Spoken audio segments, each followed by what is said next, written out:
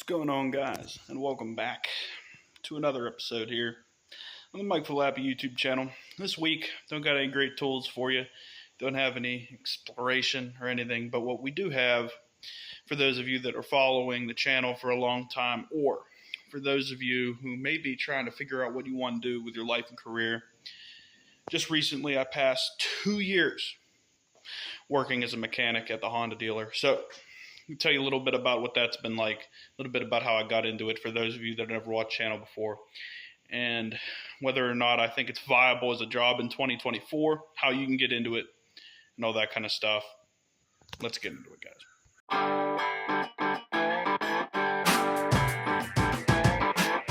What you see behind me, the white thing, is the gate. It's got a toolbox in the shop. I'll tell you a little bit about that.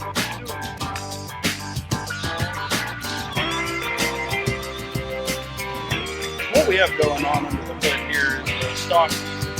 What we are going to do, what's going on, guys? Welcome back.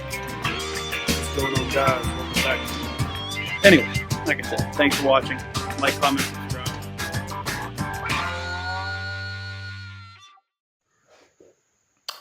Like I said, guys, my name is Mike, and if you're new here, go ahead and subscribe to the channel, because we're doing a lot of great stuff all the time. Check out last week's video after this one. Went to Steam Show, Brownsville, PA. Looked at a lot of great old equipment and just various videos going back from there. Tons of cool stuff. Tools, exploring, cars, small engines, abandoned stuff, you name it. We've done it, but today I'm talking about my 2 years working in the automotive industry. It's a pretty big milestone. Now, for those of you that have never watched my channel before, I have not spent the last 2 years as a full mechanic. I had to work my way up relatively from the bottom. As you can see, I'm wearing the Honda hat today. If you've watched some of my old videos, my 6 months, my 1.5 years videos, usually I would put the Honda uniform on, but it's kind of hot, and I haven't even been wearing it at work. I got some t-shirts that have the company name on them that we wear sometimes, and I got some t-shirts from Snap-on, Matco, Cornwell, stuff like that. Also, multiple times in this video, I'm probably going to say I work for Honda, or I work for the Honda dealer. When I say that, I mean I work for the people that own the specific Honda dealer I work for. If you don't know how it works in the United States, it might be this way everywhere, but at least in the United States. So if you work for, Joe Smith Ford, or Bill Davis Dodge, you work for Joe Smith Incorporated or Bill Davis Incorporated. You don't work for Ford. You don't work for Dodge. I don't work for Honda, the manufacturer. The owners of my dealership decided that they wanted to sell and service Hondas, so therefore I work for them and I service Hondas. So anyway, I started working there in August of 2022 as a lube technician. Express technician is what they call it there on paper.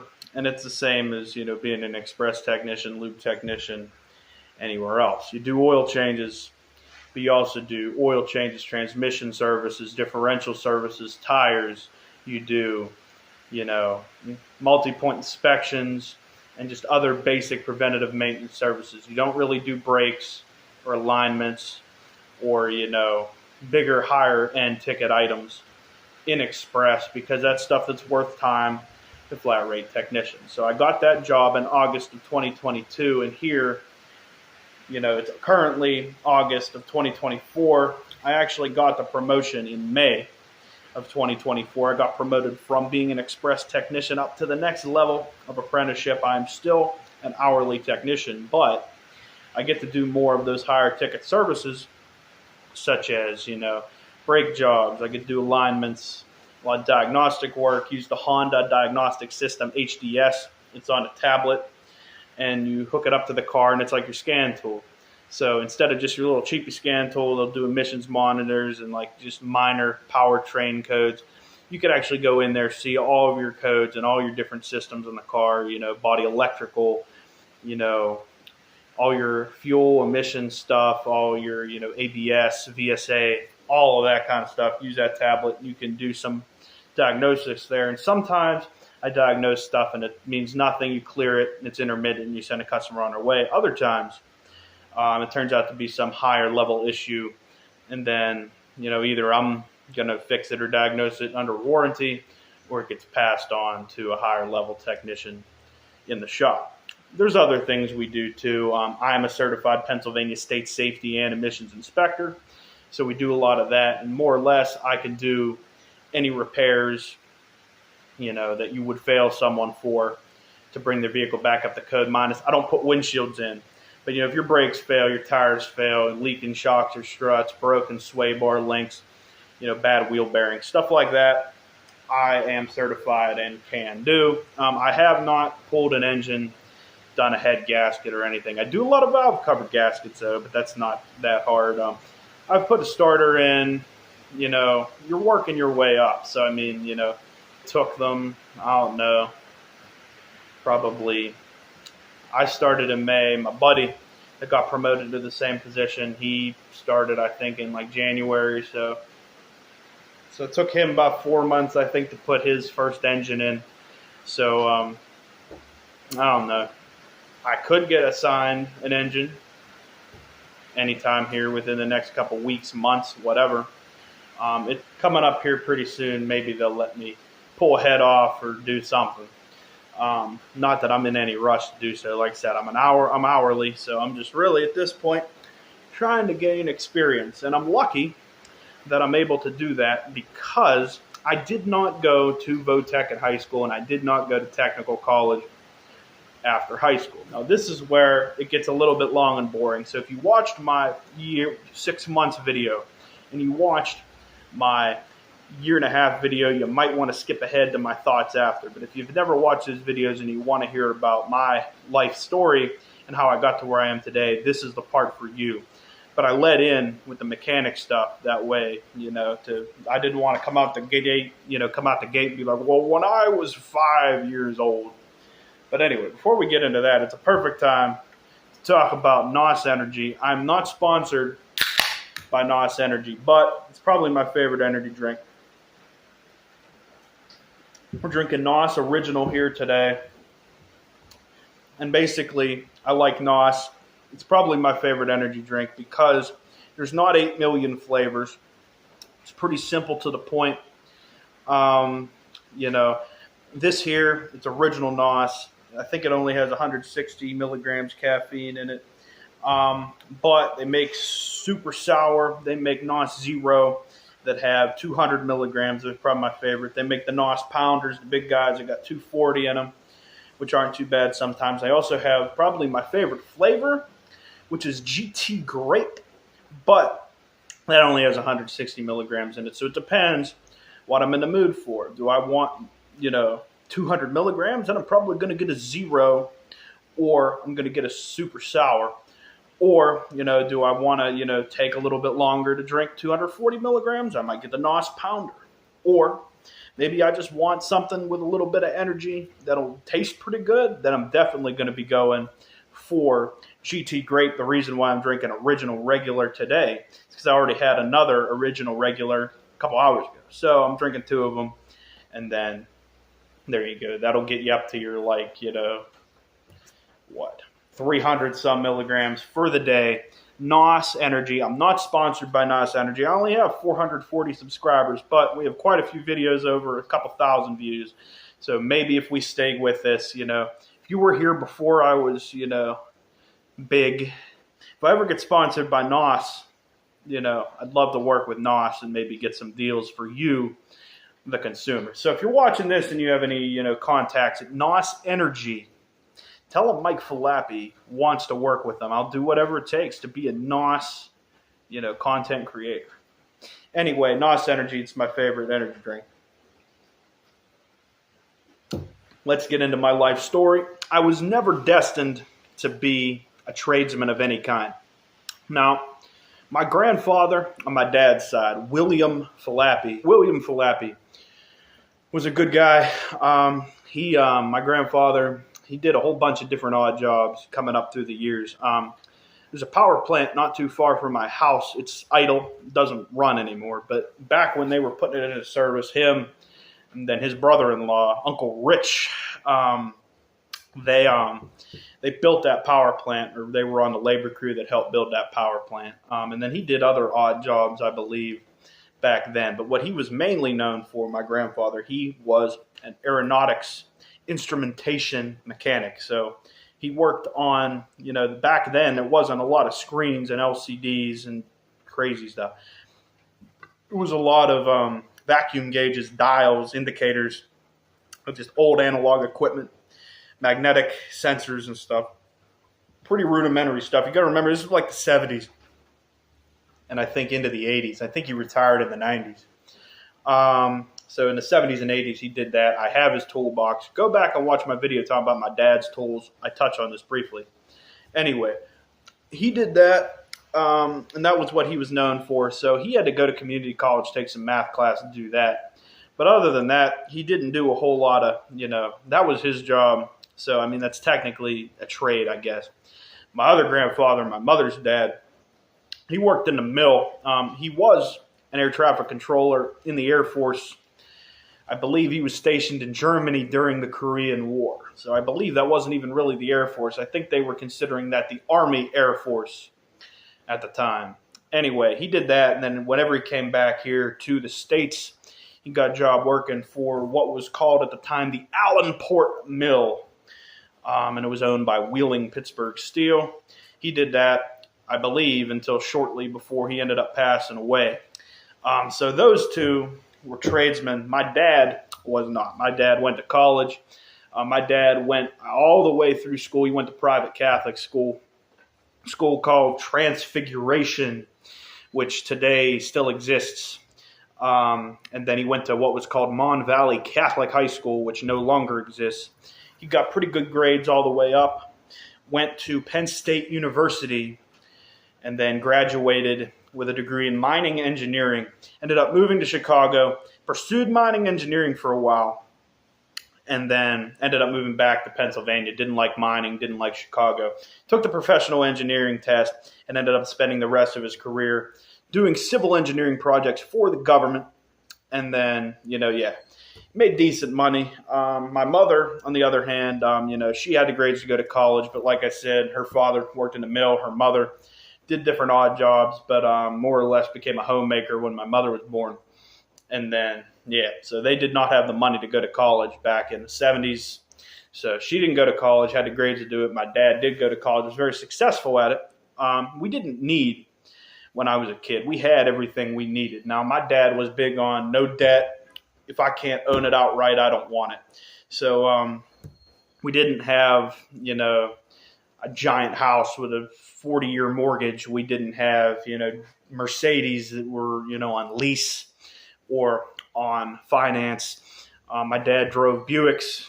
He bought brand new Buicks every 8 years or so, I think. And then up until I think his final car was a Chevy. I've talked about that before as well. My mother drove Ford Escort, Ford Focus, economy cars, but they owned them outright. Our house, modest house, not a giant house, about half an acre, 2-bedroom house. They owned it outright. He got a mortgage, but when he got the mortgage, he had enough money in the bank to buy the house, but ended up mortgaging the house, paid it off pretty quick to build credit. So basically what I'm trying to say, we didn't have cable when I was a kid. I didn't have all the brand new toys. Neither of them ever had a smartphone. My first smartphone was a track phone I bought with my own money when I was in high school. But we didn't have cable, didn't have the best toys. We ate at home a lot. We didn't eat out. We only went on 3 big vacations my whole childhood. Once when I was in kindergarten, once when I was in 4th grade, once when I was in 8th grade. And other than that, it was all weekend driving trips. We didn't go on cruises. We didn't go on big vacations every year. We weren't season pass holders anywhere, But I was never starving. I always had clothes on my back. At the end of the day, my dad invested most of that money. All that money that didn't go to all that other meaningless stuff got invested. And we did pretty well. And that comes in later.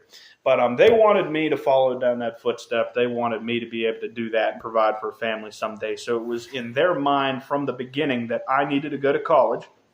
And that, only college was good enough. And me, from like the day I started being able to do things on my own, play with things, be active and stuff. I was always out in the dirt digging holes. I was tearing toys apart. I'd go to flea markets and buy people's broken old electronics and tear them apart. And I always was the kind of kid that wanted to be doing something with my hands, wanted to be active. And I wasn't into coloring books. I wasn't into video games as much. I liked to be active doing stuff. So, it was kind of apparent to me that maybe college wasn't where I was supposed to go, but I couldn't talk my parents into it. So basically, I went to private Catholic school the first 9 years. And that was all fine and good. My dad went to private Catholic high school. My parents basically were, by the time you're thinking, my dad went to high school in the 70s. I went to high school in 2016 was my first year of high school. And the price of it had, skyrocketed. It was at the point where for 4 years of high school, you were paying about half of what it would cost to go to college for 4 years. So they basically said, that's stupid. We're not doing that.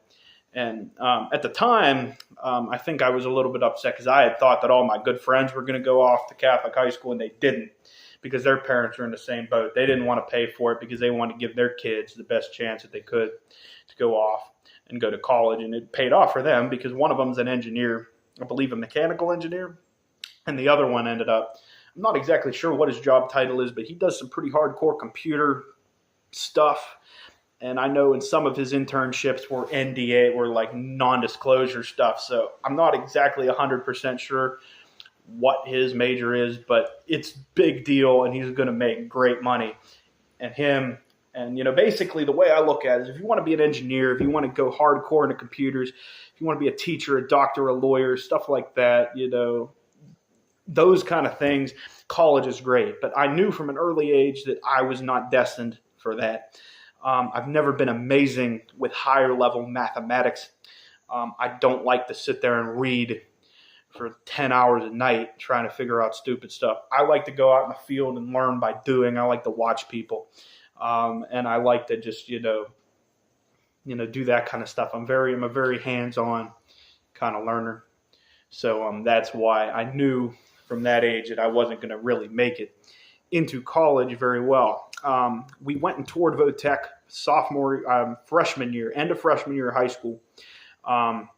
And I really enjoyed it. At the time, I wanted to go into welding. I thought it was cool. I thought there was money to be made, and I thought it was a good trade. And I went home and told my parents, maybe I get into welding, maybe I get into automotive or something. And they were like, no, you need to go to college. And I swear my dad said, and I had forgot about this, but I swear my dad had said, finish your 4 years of high school, and then at the end of that, if you think that, maybe you'd be a better fit to go into trade, you can make that decision after high school, but go do all the college prep stuff and be ready and be done with it. So I did. I dropped the Votech thing. It was pretty easy because, like I said, none of my really close friends at the time were going to Votech. I ended up becoming really good friends later with a couple kids that went to Votech for electrical and automotive. Yeah. I gave that one up and I just forgot about it, and I went and tried to do the best I could doing schoolwork, and I didn't even really think about it again. But I never really could figure out what I was going to go to college for because deep down I knew I didn't want to do it. So I didn't, I went through the next couple years of school, and that was it. Jump ahead to senior year. It was halfway through senior year. I was taking a class called Algebra 3. And I was failing the class. I was really confused about it because every level you go up in algebra, they add more and more letters and take numbers away. And you have to just really start, applying all these different principles to figure out what means what. And I got an F. And I went to my mother and I told her, look, I don't think I'm cut out for college. I think I need to go to a trade school, figure trade. And at the time I was leaning towards electrical, actually, because at the time I was really into guitars and amplifiers. And I thought if I went to school for electrical, I could go get a job either in industrial or residential electrical. I never really had any aspirations to be a lineman because don't even get me started going down that rabbit hole. But I knew that I could probably get a job doing industrial or residential electrical. And then using that other knowledge on the side, I could figure circuits out and how different things work. And then I could fix guitars and amplifiers on the side and then maybe go into business for myself, run a music store. And I told my mother that, And then, I told her, hey, I'll get this math class figured out. I'll pass it at the minimum if need be. But maybe I need to quit and just go not do college and go into trade school. And instead of saying, sure, we'll think about it, I got grounded for a good couple months, which didn't really help me pass the math class, Eddie, because I probably spent the next couple months being grounded just playing guitar, which ends up leading into college. I did go to college. It was between California University of Pennsylvania, now known, I think, as like Penn West, California, or going to WVU, and I was going to go for what was called music industry, and I think California called it music technology or something. But I went for this music industry course, and that's what I decided to go to college for. And I picked WVU over CalU because 2 reasons. One, CalU, you had to audition. I can't read music. So if you've never heard that secret, the secret's out there. I can't read sheet music very well. Little bit, maybe, but nowhere near the level of people who, there's people who I don't want to call anyone not talented, but, I got pretty good at playing heavy metal bass. And I'm sure that there were people out there who, couldn't play heavy metal bass half as good as me that could read 3 times as much sheet music. Anyway, I knew I couldn't pass the audition. The other thing was my dad told me I had to stay at CalU, even though CalU is only 20 minutes, half an hour away from my house. And I don't know whether it was he really didn't want me driving in the winter, or whether he wanted me to get out and meet people, or whether he wanted me away from my friends in town that weren't going to college because he knew that I didn't want to go. But he told me I would have to stay at CalU. I couldn't commute, even though it would save him $11,000 a year.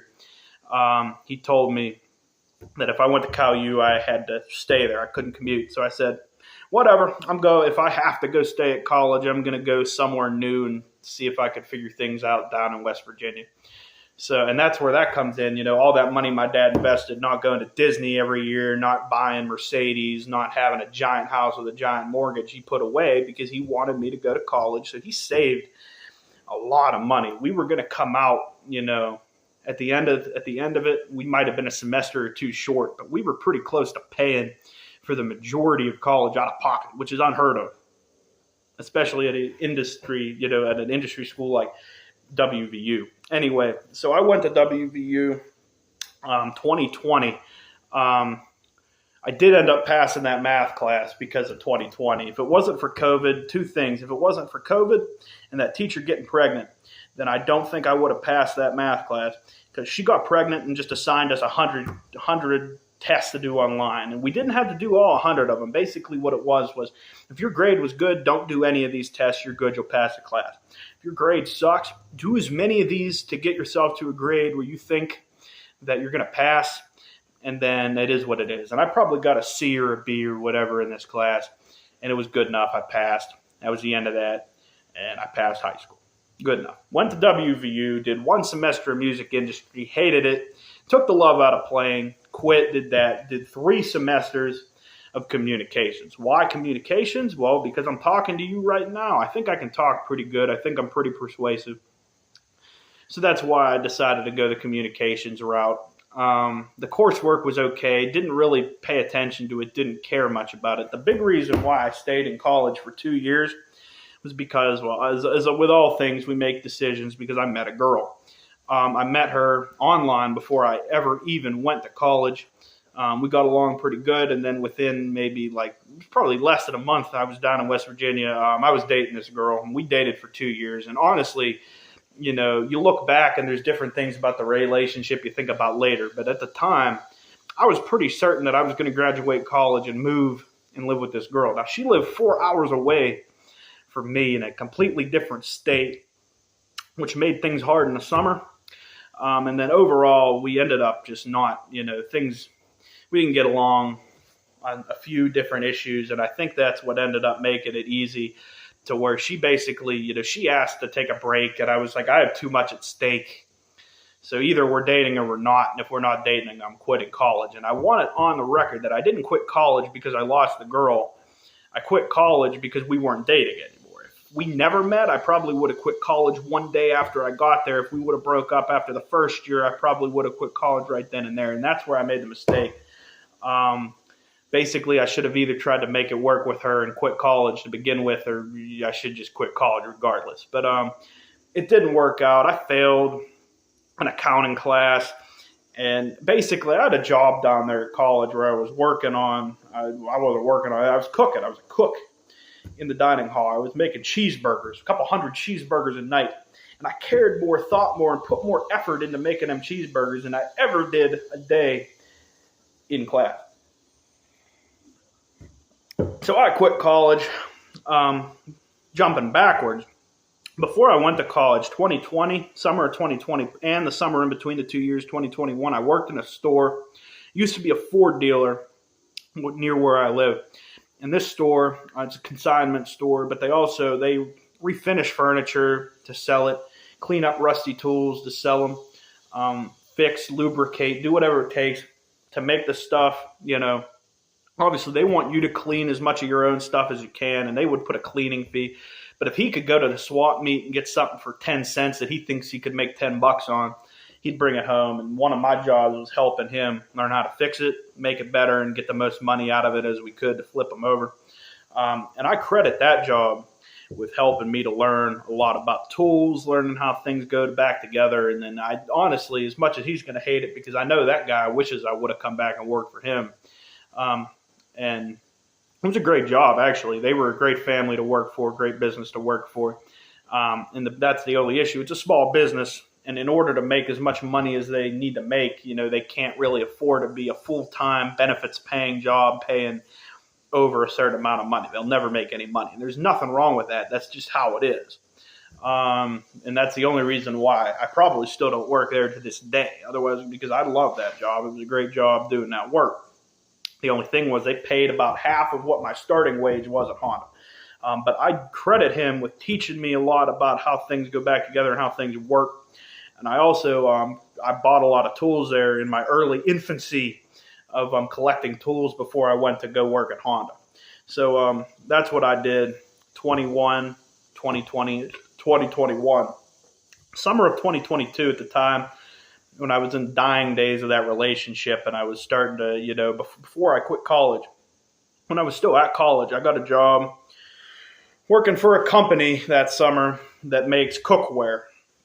I don't even need to tell you the name of the company. You can look online, Southwestern Pennsylvania, companies that make, American-made cookware, and you'll find it. It's a big name brand. They make, in my mind, working there, even knowing some of the insider secrets that I know, it's still some of the best cookware that you could buy today, and I'll put money behind it. It's so good that I can't even afford to buy it. That's how good it is. Yeah, I got a job working there in the assembly department, folding boxes, packing boxes, and eventually I got a promotion to run a hydraulic press, bending handles. I also ran a hole punch a little bit, where you slide the pot in and punch the holes. Then you throw it back assembly line, someone rivets the handle on. And that was a great job until it wasn't. Nothing against them. It's a great job. And honestly, I've thought about just sucking it up and going back a couple of times, in the past. The thing about it is it was swing shift. So you work 7 to 3 one week and 3 to 11 another week, or you work steady midnights. And there's also a lot of mandatory 410 overtime. Now, that summer job, I didn't swing the shift because it was a part-time temporary summer job. And that was the last summer, actually, that they did that. Now, if you get a summer job there, you got to swing it because that's what they wanted for accountability. They want you with your one manager all the time, because there were 2 different shift managers. There was like an A team and a B team, and each had a shift manager, each had a head of table. And then there was a department head that came in a couple hours before the second shift started and left, so he was there for handoff. But, yeah, if it weren't for the swing shift and stuff, they've upped their wages incredibly. They pay very well, and there is a lot of room for advancement there. The only reason why, the 2 reasons I didn't want to stay was, 1, the shift thing, and 2, I wanted to get a job where I knew I could learn a skill that I could take out of that company and use on the outside. So, right around the time, broke up, quit college, and then that company, it was getting towards the end of my time there, to begin with. And then I ended up quitting early because I knew they were going to, just crazy overtime that I didn't want to do at that point. So that was it. I made the decision. I left there and I started applying to jobs. Now, going back again, cars have always been something I was interested in, but I never really thought as a kid that I was going to be a mechanic because I knew that you had to have a certain level of skills, training, whatever you want to call it, in order to be a mechanic. And the issue with that was I didn't go to Votech. I didn't go to trade school. None of my family were mechanics. And I just didn't think I was destined to go down that path. But I've always been interested in cars. Going back, I had Hot Wheels, Matchbox, the cars out the cereal box. I'd play with them. I'd race Hot Wheels. I watched all kind of old stuff. I've been into racing now for quite a few years. I was into racing, the look of the cars and stuff long before I knew how racing worked and how the sport worked. I liked the look of stock cars because I had them in all the cereal boxes. I remember having Honey Nut Cheerios cars from the old Petty Enterprises team. I don't know if that was Bobby Hamilton or if it was John Andretti by that point, but yeah, I've always been into that. The mechanic side of things, I took toys apart as a kid. I built bikes out of different parts, fixing furniture, not even in that job, but just tightening stuff with my dad. My dad, teaching me how to use tools to fix toilets, fix sinks around the house, fix door hinges, all that stuff. Just, the mechanic side of thing was always kind of there on the back burner, aside from, always, being into cars. I remember watching Power Block on Saturday mornings. Trucks, 4x4, Power Nation, all that stuff. Sponsored by Royal Purple. I remember watching that stuff on Saturday morning, so my parents were in bed. And then when I'd go over visit my grandparents when I was younger, I'd watch Cartoon Network and Disney Channel and stuff because we didn't have that at home. But when I got older and wasn't interested in that anymore, I'd go watch, Velocity Channel and, what ended up becoming Motor Trend Channel over there. I would watch that stuff. All that stuff, I'm trying to think of some of the names of those different shows, but you know what I'm talking about, like American Restoration and, Gas Monkey Garage and, just those different shows that they had, like All Girls Garage, just all those different shows that they had on Velocity. And I apologize for not remembering the names as much of those as I did the ones on Power Block, but it's just it seemed like they had a new reality car show every day of the week over there on Motor Trend. But that did play a pretty big role because to this day I'm pretty convinced between them and then watching like Vice Grip Garage and those guys on YouTube, which I'll get to in a minute. I'm pretty sure I could build an old 350 small block if I wanted to. Honda motor? Maybe not yet. There's a lot of computers. But just, the basic mechanics of a V8, whether it be, small block Chevy or a 302 Ford or, the Mopar, 316, 318, different ones. That stuff and all of that stuff I learned watching those shows and watching about how, just how simple that stuff is. And I will tell you, if you want to become a mechanic because you watch those shows, do a little bit of look into the modern cars because there's a big difference. Nothing you really learn on those shows outside of just the basic idea of mechanics. A lot of that does not apply. But we'll get to that in a minute. So I watched all those shows and stuff, and even as far back as 2020, pre-COVID, and then really a lot during COVID, I started watching a lot of channels on YouTube. Vice Grip Garage, Junkyard Digs, Cletus McFarlane, Diesel Creek, Bruce Wilson, just all these different channels that I started watching, and those numbers have grown. Some of those channels I don't watch as much anymore, but like for instance, I'll watch Diesel Creek every single Sunday while I do the laundry, and I watch him. He didn't put a video out this week, so I watched a couple old ones. But stuff like him, Vice Grip Garage, Junkyard Digs, I watch religiously. And, I've just always been into that kind of stuff. So when it came time to do a job, I looked into can I get into the automotive industry without going to school. So I applied to Honda because I did research, and it's like, you can be an express tech, and they'll teach you things going up, and it could work out for you. So I applied to Honda, and I applied to a Ford dealer. I also applied to a Dodge dealer to be an express service advisor, and I'm happy to this day that I didn't get that job because I don't think personally I could handle being a service advisor, seeing what those guys go through. But I applied for those 3 jobs, and I also applied for 3 jobs in HVAC. Again, I've never been super into, I'm into anything mechanical. If it's a trade and makes money, I'll learn how to do it. I don't even really care. But the thing was about HVAC, I heard there was a lot of money in it, and it's something you can get into pretty easy. They'll go take you out and teach you installation, and then once you figure out installation, then you can become a service tech. But what ended up happening was I applied, so I quit my job in a factory on a Friday. That next Monday, a couple of days later, I applied to all those jobs. And then I had been looking into these jobs while I was still, because I wanted to, my goal was I wanted to take the least amount of time off in between the factory and my next job as possible, because I knew that I wanted to basically get up and running at this job and then move out from living with my parents. So I was looking at jobs. I knew that Honda job was open. It sounded pretty good. And basically, you didn't have to have any experience. They just wanted you to understand how tools work and have basic mechanical aptitude.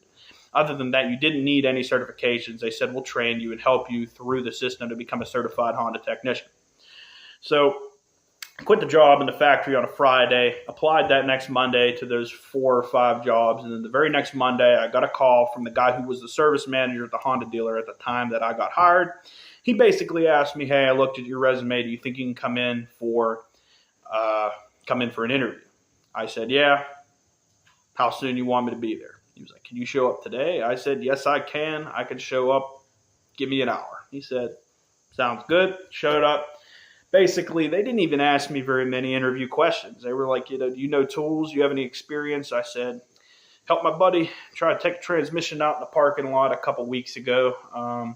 Helped my dad with tires and oil a little bit over the years. And really, I have a lot of experience in small engines, but I know how tools work. I have some basic tools, and we can get off the ground running. He said, sounds good to me. You know what you need basically, and then they'll help you learn the rest back there. Got hired on Monday, did the paperwork onboarding on Tuesday, and my first day of work was Wednesday.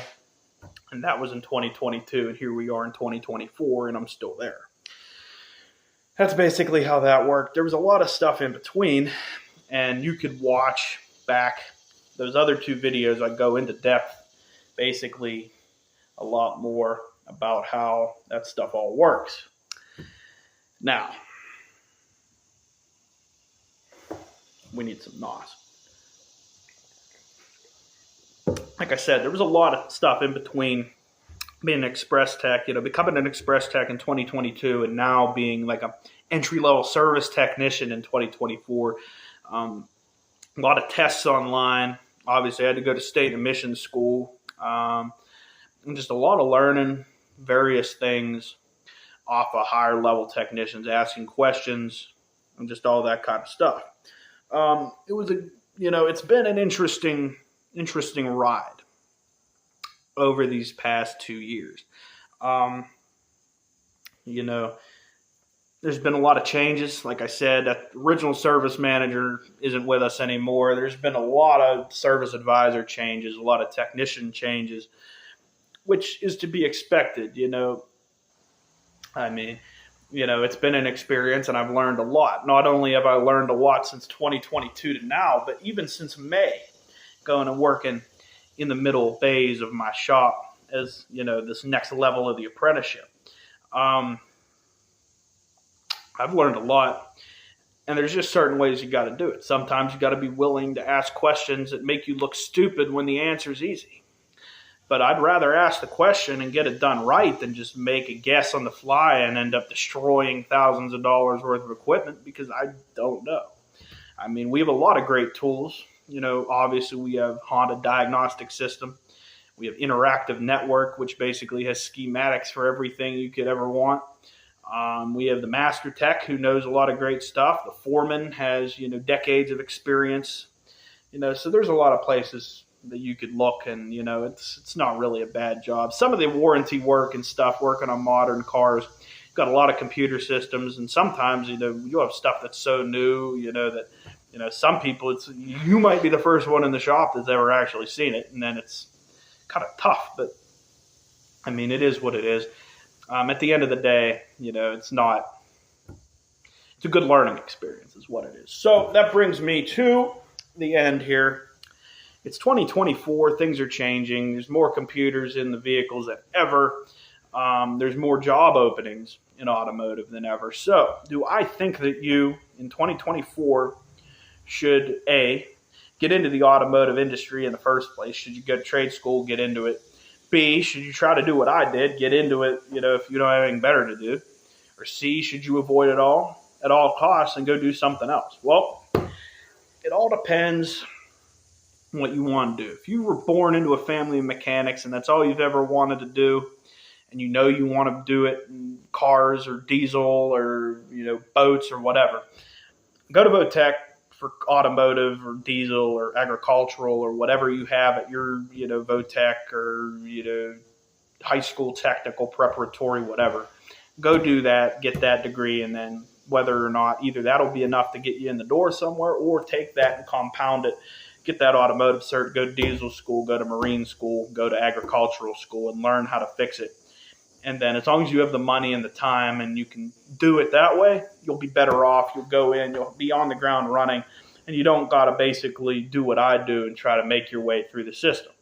Now, if that's not an option for you, if you're like me, you go to college and it fails, you need a change of environment, or you just don't have the money in the first place or whatever,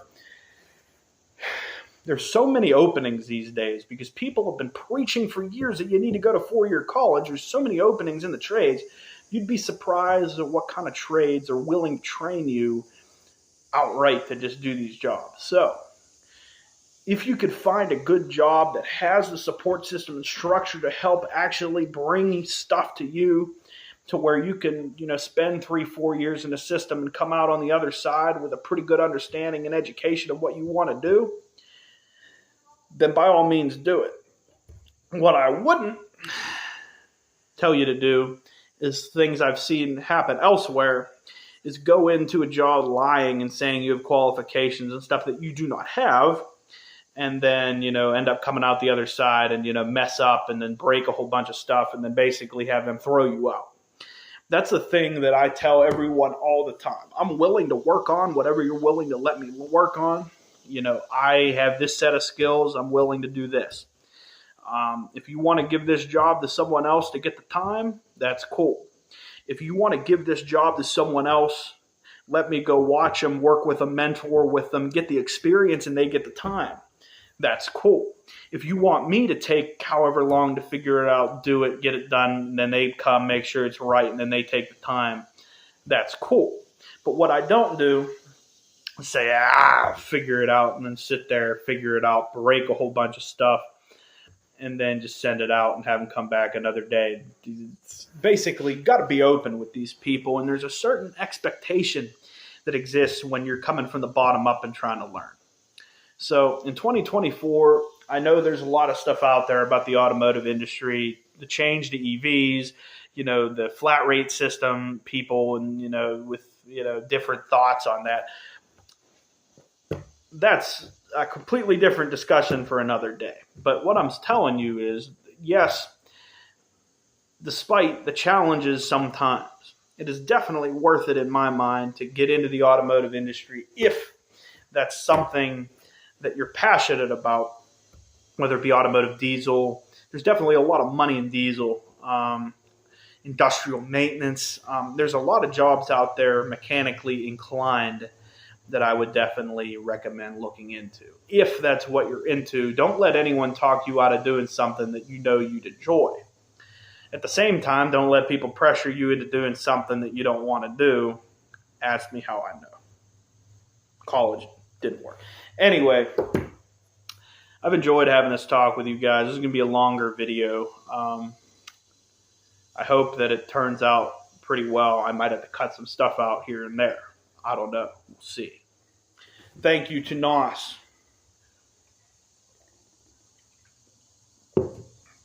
I know they don't sponsor me yet, but maybe one day. What's my plans for the future? Well, I'm working at Honda, and we'll see how it goes. I'm learning. I'm getting good experience, and, that's all that was my whole goal from the day I stepped in the foot of the door there at the Honda dealer. I want to learn about cars and learn how things work, get a good mechanical basis going. And I hope that you can go and find the same thing out there somewhere, whether it be automotive dealer or whether it be an apprenticeship. Don't forget the union. There's tons of good union apprenticeships. Shout out to my buddy in Local 66. Anyway, that's going to be about it here for this video. I know it was long-winded. I'll try to edit stuff in, maybe make it flashier, maybe make it a little more interesting. I've seen some of these videos get a couple hundred views. I've seen a couple of these videos get no views. So we'll see whether anyone wants to sit here and listen to me talk about working in the automotive industry and working as a mechanic. At the end of the day, my big thing is I love working on stuff. I love learning how things work. And that's the basis that I intend to run not only my career, but even this channel by, is just figuring things out and sharing that stuff with you guys. So if you want to figure things out too, and you want to see how things work, and you want to explore stuff and learn and have fun and laugh sometimes, why don't you go on down there and hit the subscribe button, and we'll show you some cool stuff about tools, mechanical stuff, maybe sometimes abandoned stuff, maybe me talking, sharing my thoughts, and maybe a whole lot more stuff talking about beverages, including my favorite, NOS Energy. Other than that, leave a comment on this video. Maybe you're a mechanic. Do you recommend people join the industry, or do you think the industry is completely dead? I don't know. I've heard it both ways. Maybe you're a diesel mechanic and you've got some insight on how to get into that. Maybe you're into something else. Maybe, I do this thing that's not really mechanics, but, it's mechanical, whatever. Leave some inspiration down in the comments for the younger guys that are going to watch this video. I'm 22. Got into it when I was 20, right before I turned 21. And, going back to when I was 16, 17, 18, I never thought I'd be here doing this now. So leave some comments and encouragement down there for them. Other than that, that's about all I got for you guys. Thanks for watching this video. Remember to like, comment, and subscribe, and we'll see you on the next episode here on the Mike Falappi YouTube channel. Here's to another 6 months or year when I decide to put out the next video in this series. Thanks, guys.